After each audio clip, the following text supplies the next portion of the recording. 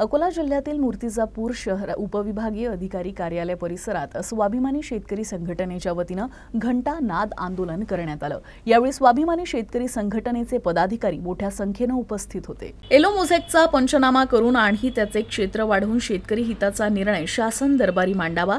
2022 मध्ये झालेली अतिवृष्टी यात व्हीके नंबर आणि 2023 मध्ये झालेल्या ढगफुटीमध्ये वंचित राहिलेले शेतकरी यांना प्रश्न निकाली काढावा।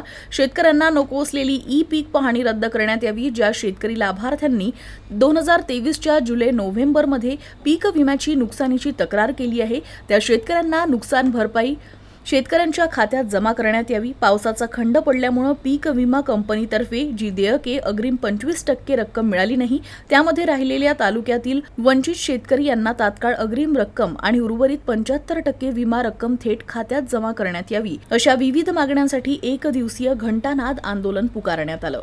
घंटानाद आंदोलन आम्ही केलेलं आहे। त्यामध्ये प्रामुख्याने आमची एलो मोझेकच्या सर्वे संदर्भातील मागणी दिलेली आहे आम्ही की त्याचे कुठेही शासनाने सर्वे केले नाही आणि बाधित क्षेत्र थोडं दाखवलं ते संपूर्ण घेण्यात यावं।